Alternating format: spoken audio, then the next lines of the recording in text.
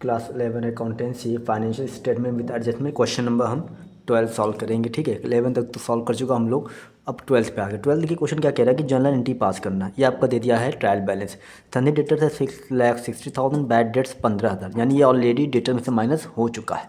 कि provision for doubtful debt 40,000 credit side लिखा है, यानी ये ओल्ड प्रोविजन है, जानते ओल्ड प्रोविजन हमारा माइनस होता है, यानी ओल्ड प्रोविजन हमने इसको एज अ रिजर्व रखा हुआ है, कभी कोई हमारा लॉस होता है तो उसको हम यहाँ से एडजस्ट करेंगे। अब देखिए एडिशनल बैड डेट फिर से 20,000 का नुकसान हो गया, तो ये 20,000 अब इसमें से माइनस होगा, तो अब कितना बचा होगा 6,40,000। फिर कहता है कि 5% प्रोविजन मेंटेन करिए, तो 6,40,000 पे 5% से प्रोविजन हम निकालेंगे। ठीक है, आएगा कितना 32,000, क्योंकि 10,000 थे 64 और 5% थे 32,000।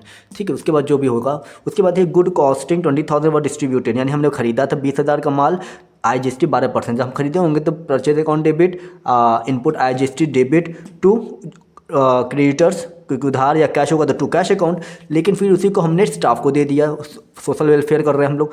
2 months rent 15,000 per month is outstanding है, तो आपको मालूम है रेंट इज सब्जेक्ट टू, इस पर भी IGST होगा। Including general expenses annual insurance premium include हुआ है इसमें, एक्रूड कमीशन। ठीक है, तो अब हम जनरल एंट्री पास करते हैं ताकि आपको अच्छे से समझ में आ सके। फिर भी अगर कोई डाउट हो पहले पिछले वाले क्वेश्चन में 11, 10, 9 किसी में भी, तो आप कमेंट करके उससे हमें पूछ सकते हैं। ठीक है, सबसे पहले हमें क्या करना है, ये डेट वाले कॉलम में फर्स्ट क्या क्या करना था, बैड डेट्स था ना, तो बैड डेट्स है तो bad debts account debit to debtors. ठीक है, यहाँ डेबिट कर देंगे कितना 20,000, तो यहाँ 20,000 लिखाएगा।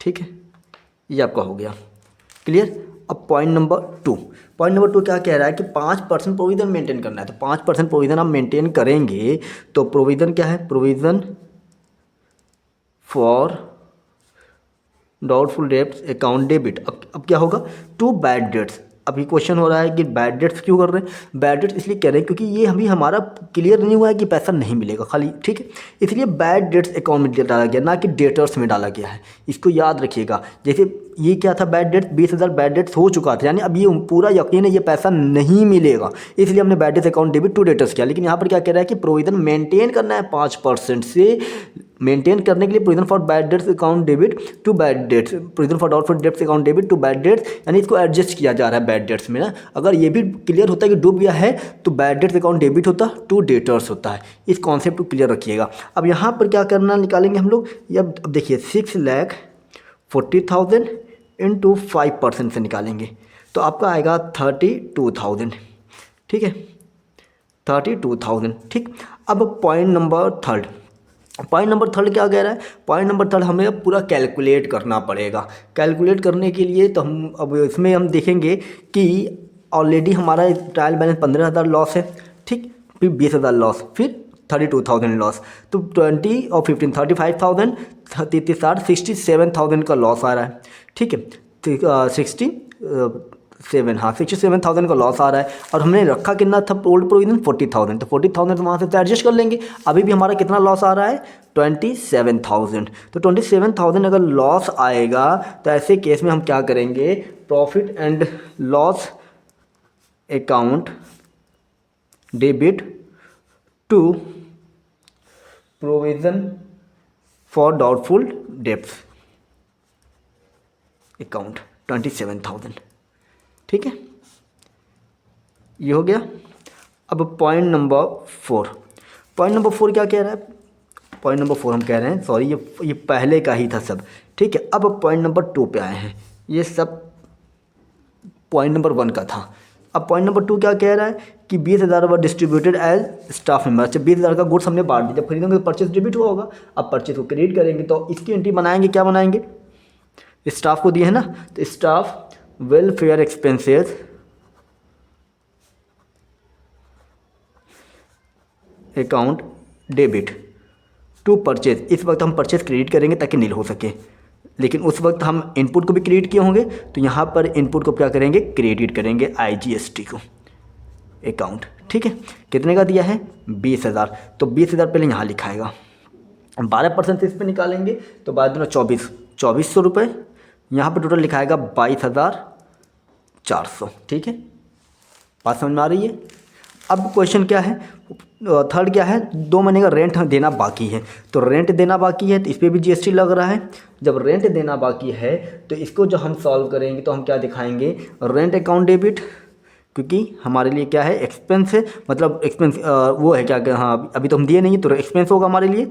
रेंट अकाउंट डेबिट, पैसा हम देंगे तो इनपुट आईजीएसटी कलेक्ट करते तो आउटपुट आईजीएसटी होता, input IGST to rent outstanding. ठीक है, कितना, 2 महीने का 15 दूना 30,000। ठीक है, यहाँ 30,000 आ जाएगा, फिर 30,000 इंटू 12% से 32,3600, टोटल कितना आया 33,600। ठीक है, पॉइंट नंबर 4। पॉइंट नंबर 4 क्या कह रहा है कि general expense is annual, general expense में आपका एनुअल इंश्योरेंस प्रीमियम 10,000 ऐड है, paid for the year 30 June 2023, IGST is levied 12%, इस पर भी आईजीएसटी है। ठीक है, अब देखिए इंश्योरेंस क्या है कि हमने इंश्योरेंस प्रीमियम पे किया था 10,000 रुपये, वो हमने ऐड किया था जनरल एक्सपेंस पे, जो कि गलत हो गया। अच्छा, हमने 31 मार्च 2023 खत्म हो रहा है, लेकिन हमने कब तक दे दिया, जून तक दे दिया है, यानी अप्रैल मई जून। अच्छा, इस पर 12% आईजीएसटी ना, तो आईजीएसटी इस पर लागू नहीं होगा। तो अब 3 महीने का प्रीपेड इंश्योरेंस है हमारा, तो प्रीपेड इंश्योरेंस हमेशा क्या होता है, डेबिट होता है। Prepaid insurance account debit to क्या है, इंश्योरेंस प्रीमियम, क्या कहलाएगा, टू इंश्योरेंस प्रीमियम अकाउंट। अब इसको हम निकाल लेंगे, 10,000 इंटू 3/12 करेंगे तो ये आपका आएगा 2,500। ठीक है, यहाँ पे आईजीएसटी लागू नहीं होगा, लेविड नहीं होगा।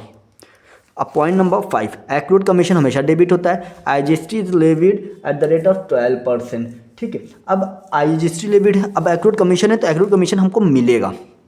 ठीक है, क्या करेंगे, मिलेगा, तो accrued ACCRUED accrued commission account debit to commission account to, अब मिलेगा ना, यानी हम कलेक्ट कर रहे हैं, कलेक्ट करते समय आउटपुट क्रिएट होता है। ठीक है, तो टू आउटपुट आईजीएसटी कितना मिल रहा है हमको, हमको मिल रहा है आपको टोटल 5,000।